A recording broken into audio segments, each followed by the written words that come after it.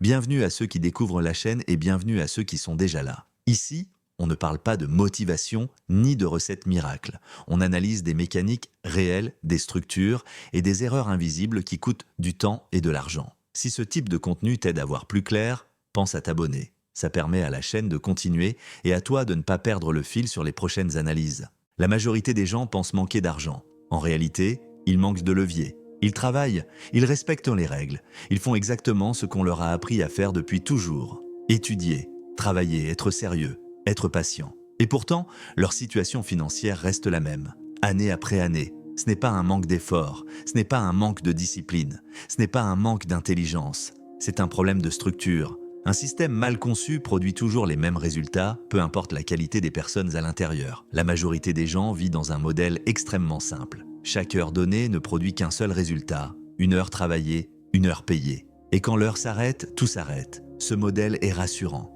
Il est facile à comprendre. Il est prévisible. Tu sais ce que tu donnes, tu sais ce que tu reçois. Mais ce modèle a un défaut fondamental. Il plafonne absolument tout. Peu importe ton énergie, peu importe ta motivation, peu importe ton envie de faire plus. Tu peux accélérer, tu peux travailler davantage, tu peux t'épuiser, mais tu restes enfermé dans la même équation. Et c'est là que beaucoup se trompent. Ils pensent que le problème vient d'eux, qu'ils ne font pas assez, qu'ils ne sont pas assez constants. Alors que le problème est purement mécanique. Un modèle sans levier ne permet pas l'accumulation. Il permet uniquement la répétition. Et la répétition est épuisante, parce que chaque journée recommence à zéro. Aujourd'hui, on ne va pas parler de motivation. On ne va pas parler de réussite personnelle. On ne va pas vendre du rêve. On va parler de logique froide. Pourquoi certaines personnes avancent lentement mais sûrement, pendant que d'autres s'épuisent sans jamais changer de trajectoire? Et surtout, comment reconnaître le moment où tu travailles dur dans un système qui te garantit exactement le même résultat demain? Ce qui rend ce problème difficile à voir, c'est qu'il ne se manifeste jamais brutalement. Il s'installe lentement, presque silencieusement. La plupart des gens évaluent leur situation financière à court terme. 1 mois, 1 année, parfois 2. Sur ces périodes, le système semble fonctionner, le salaire tombe, les factures sont payées, il reste parfois un peu d'argent. Mais si tu observes la trajectoire sur 10 ou 15 ans, le tableau change complètement. Prenons un cas banal, une personne progresse dans sa carrière, elle change de poste, elle gagne un peu plus.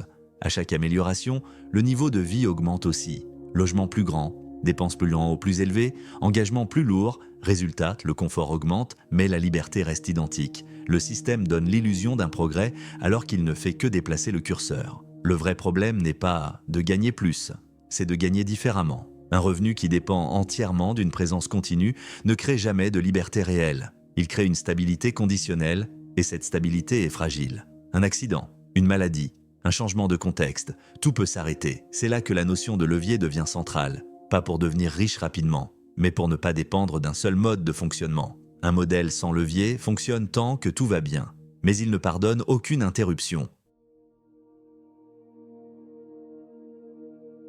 Partie 2. Le mythe du travail dur.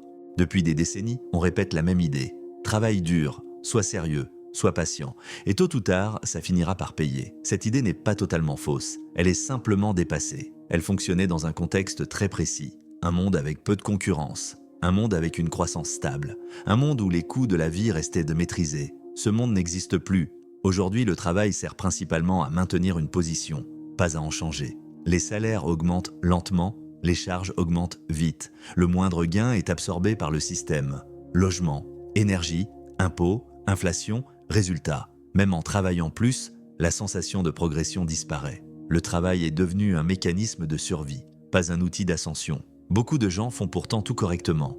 Ils arrivent à l'heure, ils respectent les consignes, ils font des efforts constants. Et malgré ça, ils n'accumulent rien. Parce que le système ne récompense plus l'effort linéaire. Il récompense la structure. Si ta structure ne change pas, tes résultats ne changent pas. Tu peux être discipliné dans un mauvais modèle toute ta vie et obtenir exactement ce que ce modèle est conçu pour donner. Rien de plus. Ce n'est pas injuste, ce n'est pas personnel, c'est mécanique. Le mythe du travail dur a une conséquence encore plus sournoise. Il rend toute remise en question culpabilisante. Si tu doutes, c'est que tu manques de volonté. Si tu échoues, c'est que tu n'as pas assez insisté. Jamais on ne remet en cause le cadre. C'est pour ça que beaucoup de gens restent bloqués très longtemps. Ils ne se permettent même pas d'envisager un autre modèle. Ils confondent loyauté et efficacité, persévérance et entêtement. Prenons un exemple simple. Un employé très sérieux reste dans la même structure pendant 15 ans. Il est compétent, il est fiable, mais ses compétences sont spécifiques à un environnement précis. Quand le contexte change, il n'a aucune marge. À l'inverse, quelqu'un qui utilise son travail comme un terrain d'apprentissage transfère ses compétences ailleurs. Il ne dépend pas d'un seul système. Le travail n'est pas inutile, mais il doit servir à construire autre chose que le poste lui-même. Le mythe du travail dur empêche cette vision à long terme. Il enferme dans l'exécution. Le modèle dominant repose sur un échange direct. Du temps contre de l'argent. 1 heure travaillée, 1 heure payée. Ce modèle est simple, mais il a une limite absolue. Le temps est fini. Tu ne peux pas le stocker. Tu ne peux pas le multiplier. Tu peux seulement le dépenser. Quand ton revenu dépend uniquement de ton temps, ton plafond est fixé dès le départ. Tu peux être plus rapide. Tu peux être plus efficace. Tu peux travailler plus longtemps. Mais tu restes enfermé dans la même équation. Ce modèle est stable, mais il est non scalable. Il protège contre l'effondrement immédiat, mais empêche toute accélération réelle. Il te donne de la sécurité à court terme en échange d'un plafond permanent. C'est un compromis silencieux que beaucoup acceptent sans le voir. Le problème n'est pas le travail. Le problème, c'est de dépendre exclusivement de ton temps pour produire de la valeur. Tant que ton revenu disparaît dès que tu t'arrêtes, tu es prisonnier du temps et le temps gagne toujours. L'échange temps contre argent pose aussi un problème psychologique important. Il conditionne la valeur personnelle au temps passé. Plus tu travailles, plus tu te sens légitime. Moins tu travailles, plus tu culpabilises. Ce conditionnement est puissant, il pousse à rester actif même quand l'activité est inefficace. Un système découplé du temps fonctionne à l'inverse. La valeur n'est pas liée à la présence, mais au résultat. C'est pour ça que beaucoup ont du mal à basculer. Ils ne savent pas comment évaluer leur propre utilité sans heure visible. Mais le monde ne rémunère pas l'effort, il rémunère l'impact. Tant que tu relis ton revenu à ton temps, tu acceptes implicitement une limite que tu ne peux pas dépasser. Beaucoup de gens font la même erreur logique. Ils augmentent l'effort dans un système plafonné. Plus d'heures, plus de fatigue, même plafond. Le problème n'est pas la discipline. Le problème, c'est l'absence de levier. Sans levier, chaque effort est isolé. Il ne s'additionne pas, il ne s'accumule pas. Il disparaît dès que l'effort s'arrête. C'est pour ça que certaines personnes travaillent au dur toute leur vie sans jamais changer réellement de situation. Elles sont cohérentes, elles sont constantes, mais cohérentes dans un mauvais modèle. L'effort n'est pas le problème. L'endroit où il est appliqué l'est. Appliquer plus d'énergie dans une mauvaise direction ne change pas la direction. Ça ne fait qu'accélérer l'épuisement.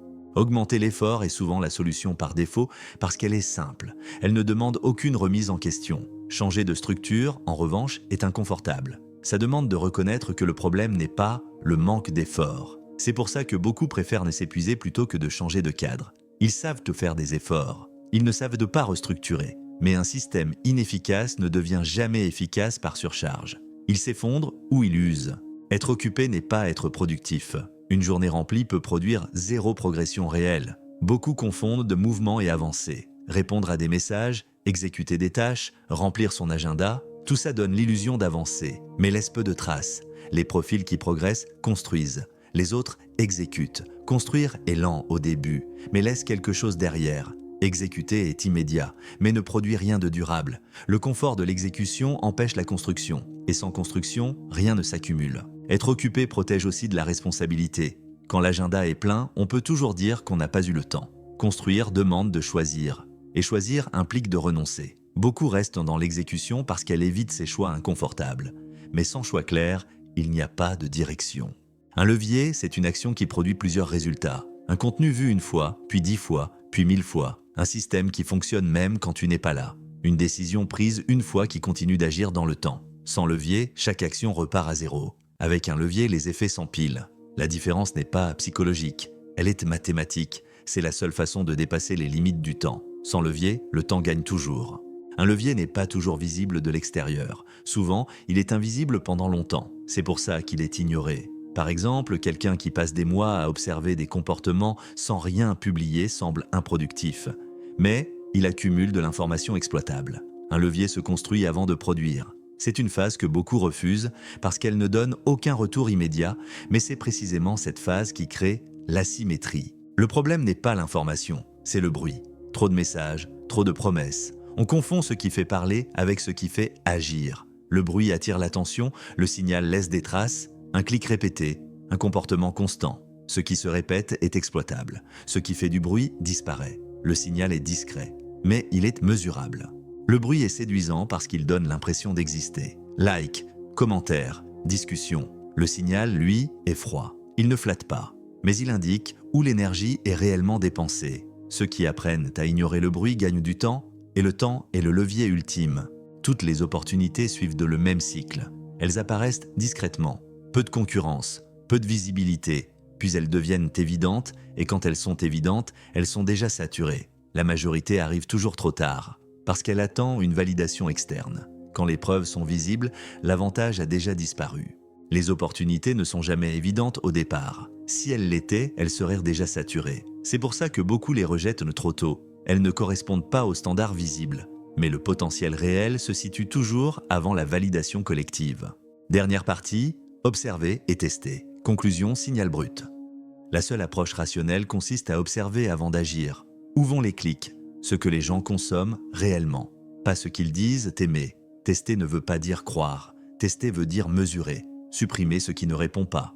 Amplifier ce qui fonctionne. Sans ego, sans narration personnelle. Tester, c'est accepter d'avoir tort rapidement. C'est inconfortable, mais c'est efficace. Ceux qui refusent de tester préfèrent croire. Et la croyance coûte toujours plus cher que l'expérimentation. La majorité continuera à travailler plus, sans jamais changer de structure. D'autres apprendront à raisonner en système. Les deux feront des efforts. Les résultats ne seront pas les mêmes. Signal brut repose sur cette logique.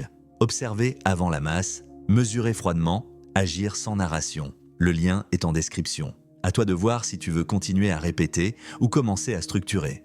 La conclusion logique, c'est que l'effort n'est pas le facteur déterminant. La structure l'est. Deux personnes peuvent travailler autant. L'une stagnera, l'autre accumulera.